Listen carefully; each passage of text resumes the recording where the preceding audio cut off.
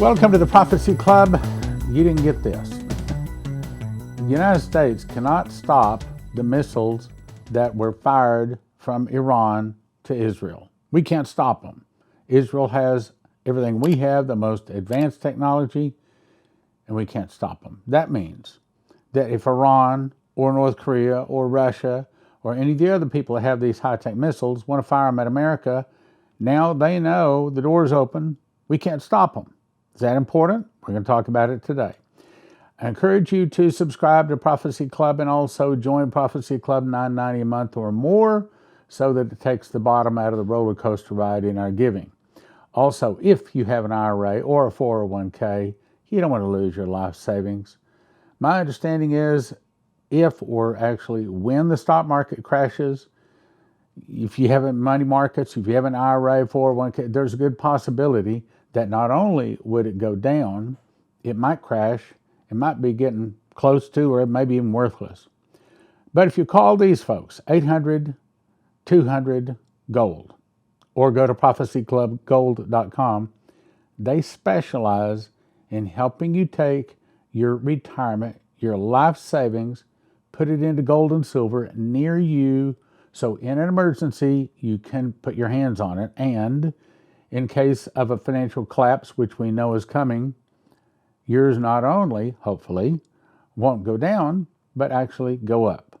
800-200-GOLD. 800-200-GOLD. Okay, next thing, I'm going to send you to Joseph Kitchen. Right now, they got free shipping on any order over to $800, which is almost all of them, but they can show you how to feed one person for a year for about $1,000. Also, we're about to talk about nukes hitting America. If you got one of these devices on your car in your house, the plan is that your car will still start. EMPShield.com. Promo code Prophecy gets you a $50 discount and also helps your Prophecy Club. All right, so first thing, I don't think, if there's other people have this information, I'm not aware of it.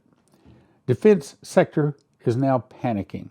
Iran missiles defeated most advanced and integrated anti-ballistic missile defensive systems in the world because Israel has them. Matter of fact, normally the way this works is America makes it, sends it over to Israel, and Israel improves it. So generally, Israel has the best of whatever it is. By now, most of the world knows that the Iran launched a multifaceted attack against Israel about 48 hours ago, and the fallout from the attack is now becoming frighteningly clear. It has defense experts terrified.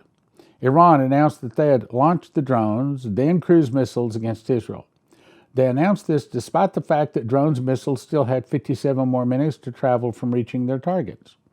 Expert observers thought it very strange and foolish that an attacker would give out such information while weapons they launched had not yet arrived. It gave Israel and its allies time to go after those weapons, which they did. Well, it turns out this was not so strange or foolish at all. It was actually well planned. Now, think about that because I'm going to talk about that in just a second. Well planned. Iran launched the old dregs of their arsenal, first-generation drones, first-generation cruise missiles, in other words, junk. Slow-moving, loud junk, things they wanted to get rid of anyway. But they also fired some ballistic missiles, some new ones. Wanted to check them out, wanted to see if they could get through the defenses. That's the bad news.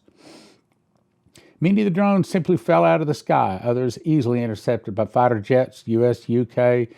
There was a much heralded 99% interception success rate. Yes, well, they were firing at junk, old stuff, okay? Turns out there's a problem, actually a major problem.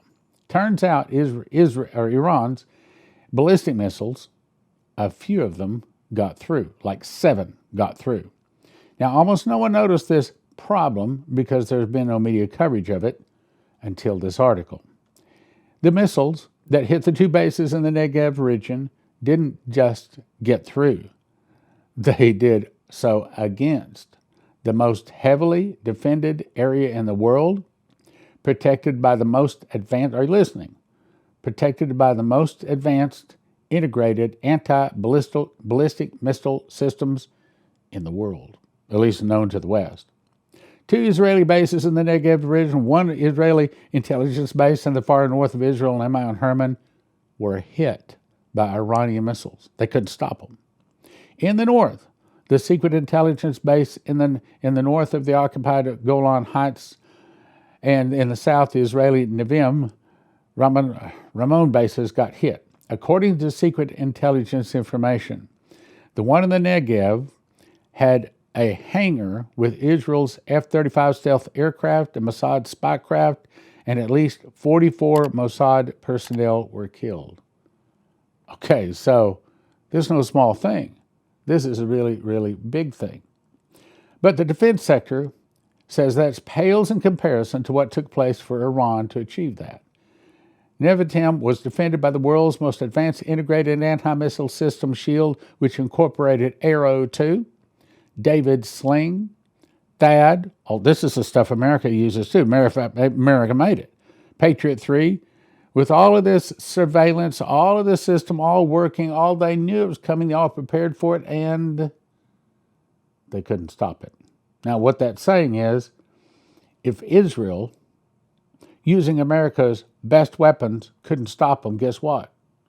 America can't stop them anyway. You remember Henry Gruver was shown in a vision. It took 60 seconds from launch to detonation for the missiles that Russia attacked on America, that the submarines were practically parked on our beaches. 60 seconds from launch to detonation. I don't care what you got. Nobody's going to shoot it down that quick. The article goes on to say 5 of the 7 missiles hit the world's most heavily defended location, defeating an integrated ABM defense that was custom built to defeat the very missiles it failed to shoot down. In other words, we're in trouble. America's in trouble. Israel's in trouble. Anything that the East wants to shoot at us, we can't stop. THAAD has some people in the defense sector literally panicked. You see, if 5 of the 7 missiles got through, then it is a given that others can get through. And simple math reveals that Iran fired about 30 missiles at the base would no longer exist. The Iranians know this. They know Israeli missile defenses cannot stop their medium-range ballistic missiles with any great reliability. While Jordan fired its U.S. Patriot missiles to down a few Iranian missiles, Jordan's Patriots are now completely depleted. They don't have any more.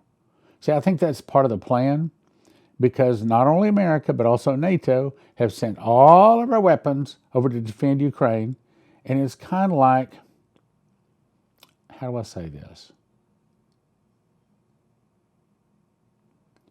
You can't make a silk purse out of a sow's ear. That's a long, old saying, but basically, if you were to give an advanced weapon to a buffoon, they wouldn't even know how to use it. And that's sort of what has happened to Ukraine. In the meantime, America and NATO has disarmed themselves because we have not replenished the weapons that we've sent to Ukraine, so says several articles. The article goes on to say right now Israel is factually defenseless from any large salvos of these missiles. Think about that for a moment. The most advanced integrated air defensive radar system in the world, its mission is to detect Iranian missile launches and pass targeting information to Israeli Arrow, David Sling, and U.S. THAAD IBM batteries deployed to protect sensitive Israeli sites, failed. Now, here's my comment. I assume that this is the same system now protecting Americans. I think that America probably gave, there's a possibility America didn't give Israel the very, very best. But in the past, that's my understanding. We've given Israel the very best that we have, and Israel then upgrades it. They make it even better. So that's the reason all of the military out there are scared out of their mind right now. This is what he says. So the most advanced missile defense system in the world couldn't stop the very missiles that were built to stop. Iran has now achieved a strategic deterrence of Israel. Israel now knows Iran will and can hit them, and also it's saying that they can hit America. That means that just like Russia has been saying, for what, at least 2, maybe 3 years, Russia's been telling us they have these hypersonic missiles that could go 8 to 15 times faster than the speed of sound. And they've been telling us the West and NATO, America, can't shoot them down. We probably didn't believe it, but now we know it. And I think we're scared out of our mind, and we should be. Here's a video that I'm not going to play. The United States is now loading nuclear bombs onto B-52s. Okay, what does that say? It says, I think, that we are taking this serious. I think it is a shot across the bow to the Russians. So what are the Russians doing? I think they're going, they know they have scalar wave. They can shoot down anything in the air, on the land, on the sea, under the sea, any place on the globe, anytime they want to, and they don't know where it came from. They know that they can take out those B-52s in the air, on the ground, under the ground, any place they want to. They're not afraid of our B-52s, and Russia's not afraid of any of our nuclear bombs. Russia is not afraid of us at all. Who are they afraid of? Well, sad to say, probably nobody. Nick's article says, still poking the bear. F-16s from Netherlands now arrive in Romania. So, what does that mean? It means, let me read it. 3 Royal Netherlands Air Force F-16 Fighting Falcons landed in Romanian 86th Air Base. And what are we doing? We're giving these to Ukraine. That means we don't have them. Now, the problem is F-16s up against the most modern Russian aircraft are like a BB gun next to an automatic rifle. Okay, so I mean they're nothing. If we're going to fight the Russians with F-16s, they're like first generation. They're old stuff. Anyway, it says the jets will be used to train and then be used by Ukrainian pilots. There are no airfields remaining inside Ukraine which can accommodate the F-16s. Why? Because they've all been blown up. Also, there's almost no fuel supply, no weapon storage remaining. In other words, Ukraine is defeated. It's destroyed. So even though we're giving F-16s to Ukraine, they can't use them there. So if these F-16s are going to be used in combat by Ukraine, it appears that they'll have to take off from some other nation and then return to that nation. Bases in Romania, meaning in order to be refueled, rearmed, and maintained. In other words, they can't take off from Ukraine. They can't even land them in Ukraine.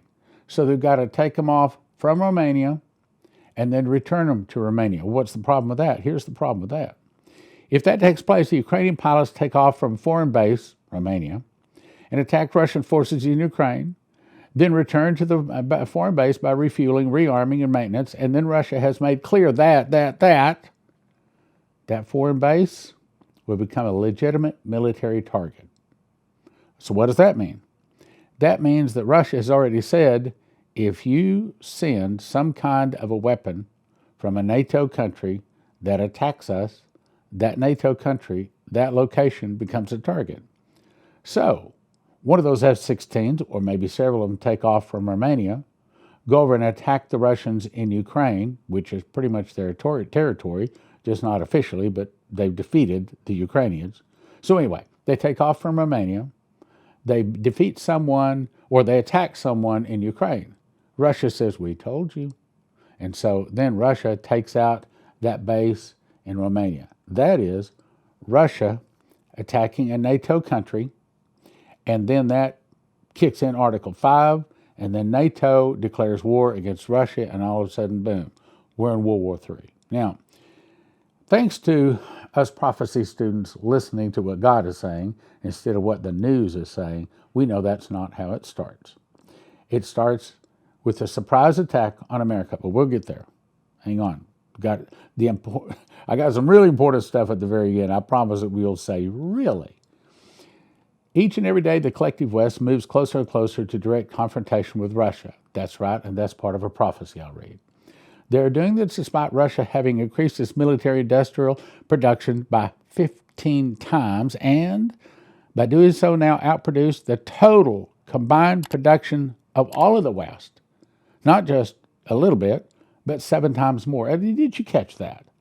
So Russia is producing more advanced weapons than all of America, all of NATO.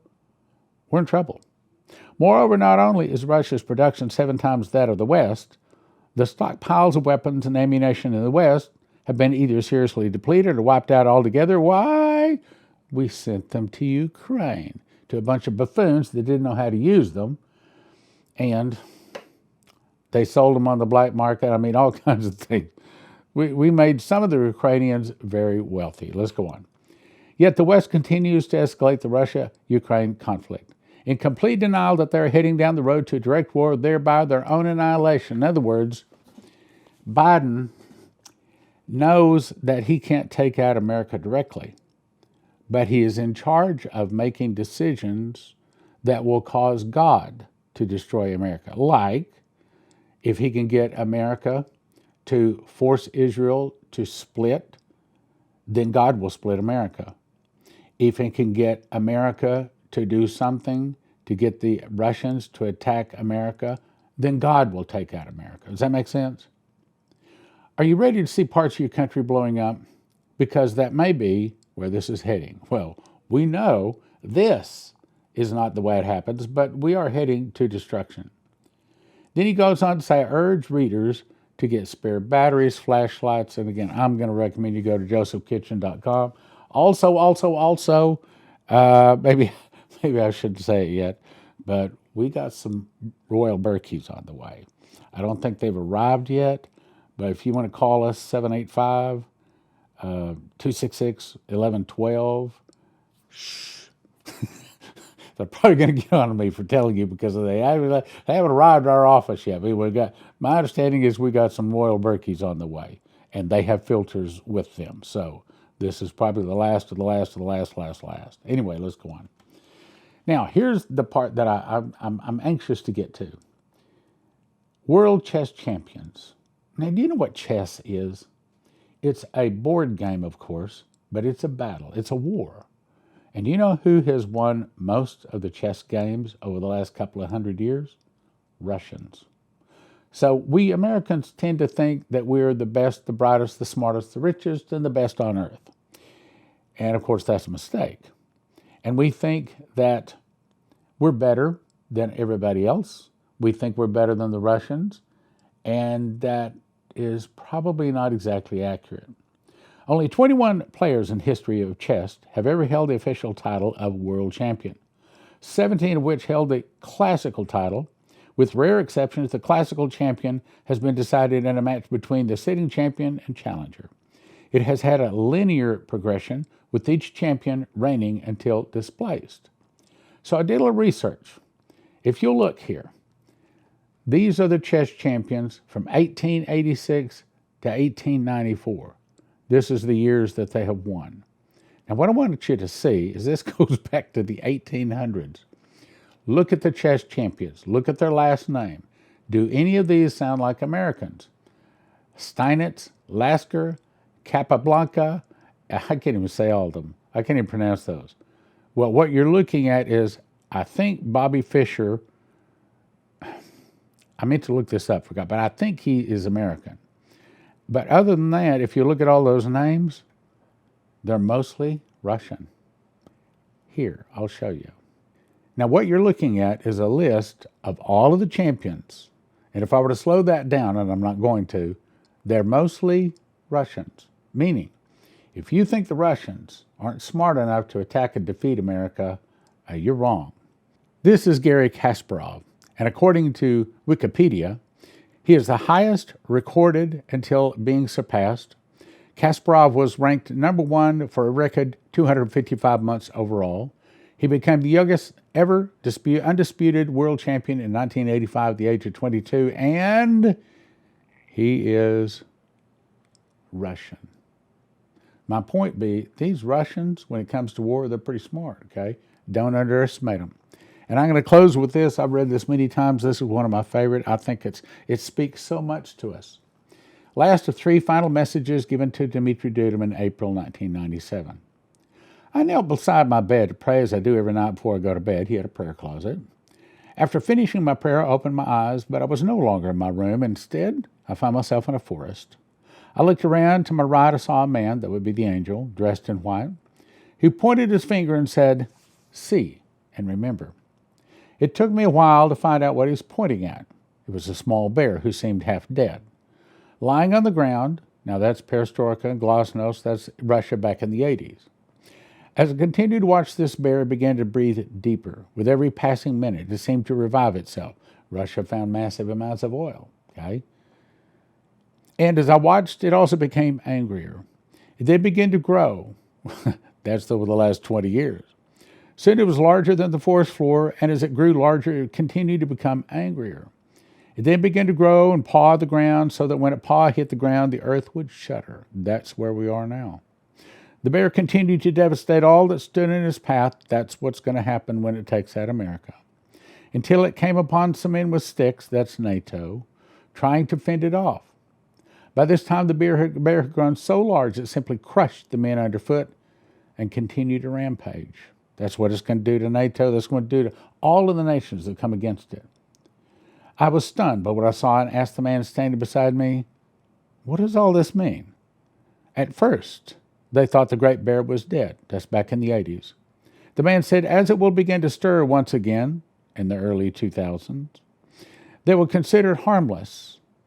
But now, over the last 20 years, suddenly it will grow strong, once more with purpose and violence, and we are making the bear angry with what we're doing. Biden is sticking his finger in the eye of the bear. Then, Virginia Boldea, his daughter, 1997, I heard my father's voice in the early morning hours. I saw something, I heard him say. I got my recorder, went to his bedside, but he wouldn't let me record it. He said, "The Lord showed me a very large bear, as big as a building, begin to do battle with an unarmed man." That's NATO. Okay, so it's not America. America's out in 1 hour. That's NATO.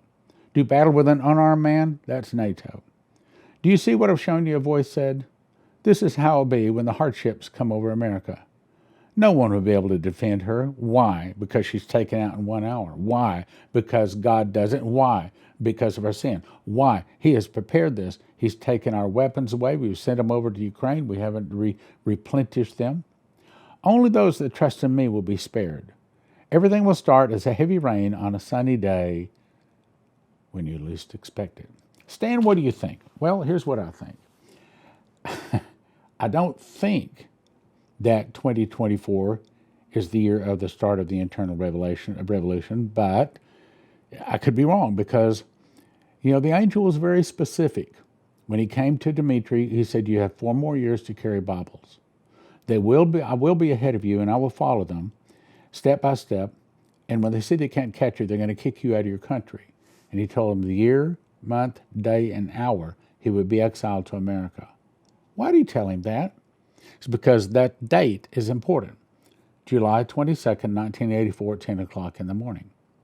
4 years he carried the Bibles. Finally, the date came. Sitting in his living room, knock come to the door, "Dmitri, you have to come with us." "What are you doing with the suitcases?" "Well, we knew you were coming." So they went to the airport just as the plane was backing up. July 22nd, 1984, 10 o'clock in the morning. He arrived in America. The angel came to him August the 3rd, 1984. Add 40 years to 1984. That would be August 3rd of 2024. How long did it rain? 40 days and 40 nights. How long did the children of Israel wander in the desert? 40 years. 40 is the number of judgment. Now, we do not know, and God has not told me, that the internal revolution will start in 2024. But I don't think it's long. I think we might have a year or 2 or 3. I don't know. But I think it's real close. All of these things here are telling us we don't have long. Now, what does that mean? I think that's saying that we should make certain that we're able to lead someone to the Lord. I think that we make certain that we don't have sins in our life, that we are ready to go out and minister in miracles. Again, the Lord told me, as the judgment hits, so are my miracles like no one has seen, going all the way back to Adam and Eve. And if America splits Israel. God will split America. That will be done through a New Madrid fault. Then the greatest miracle revival in the world will hit. There will be a transfer of wealth to the church. They can't go to the government for help. They have to go to the church. Miracles return to the church, and that's where the sports stadiums fill up, and I want to be there leading people to the Lord. I don't think it's an accident that God had Leslie and I walk on Noah's Ark, that we've been to the very tomb and in the tomb of Jesus, and we can give the archaeological reasons why that's the tomb. We've been to the entry point and to the exit point of the crossing of the Red Sea. I have been up inside the rock, and I can give you the archaeological evidence to why that is the rock that Moses struck and water came out. I have been down Elim, where there was 12 wells of water, where the children of Israel walked as they walked on over to Mount Sinai. I have climbed on Mount Sinai, didn't go all the way to the top. That was October the 8th of 2022. I made a note here. Why? Because remember, the Lord told me, I'm going to meet the devil inch for inch, step for step, pound for pound, everything he does. So when the devil comes out and says, oh, here, we found this under the ground. This disproves the Bible, and this proves what I'm saying. Then Stan and Leslie can come out and say, oh, that's not the truth. When he brings out the 10 man's commandments, God can bring out the real 10 commandments, written in red granite with his finger, found in the real Ark of the Covenant with a lid that weighs 600 pounds in solid gold. All of this, apparently, is about to happen. It's about to start. Now, I do think that's happening. I do think that some big things, big things, big fulfillments of prophecy, probably they will sacrifice that red heifer, April 22nd on Passover. Probably a few days later, they will have access to the Temple Mount. A few days, maybe a month or so, they'll get access to the Temple Mount. I do not know for sure, but my guess is part of the Palestinian state is not only giving the Palestinians a state, but Israel gets something out of it too. They get access to the Temple Mount, but then the Arabs get something out of it. They get their four-nation confederacy, the Daniel 7:6, the 4 wings of fowl on the back of the leopard. Each one of them has a leader. That's the caliphate.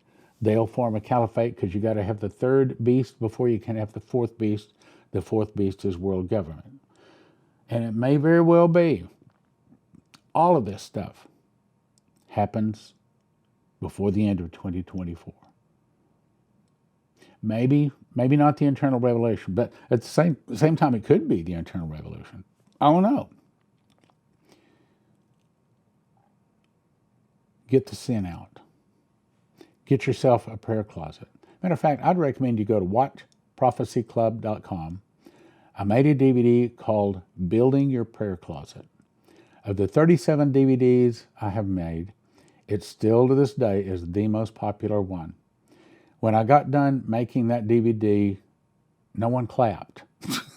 I thought, man, I didn't do good at all. And they turned the cameras off, and I said, there was no applause. I said, did you not like it? And then several people said, no, we're stunned. It shows you how to get on your knees and truly worship God in a way that I've never heard anybody else say. And people just love it. Building Your Prayer Closet. WatchProphecyClub.com. It was made, I don't have the date. But anyway, go check it out. WatchProphecyClub.com. JosephKitchen.com. EMPShield.com. Promo code prophecy. ProphecyClubGold.com or 800-200-GOLD. Get yourself prepared. That's not prepared to survive. That's prepared to help your fellow man and prepared to win souls. Get yourself ready. I think we have a high probability the greatest revival in human history is going to start in 2024. If you want to get long-term emergency food, the only place I would send you to is josephskitchen.com. It is what I believe is God's long-term storage food. As you recall, Pharaoh and Joseph, what fed the world for 7 years was wheat. Most of your long-term storage places, $9,000 to $10,000 to feed one person for 1 year. Joseph's Kitchen can show you how to do it for about $1,000, one person, 1 year. And EMP Shield. If you want your car to start, if you want your computers to start after some kind of nuclear event, that's the device to get. And if you go to empshield.com and use the promo code PROPHECY, get your $50 discount and help your prophecy club.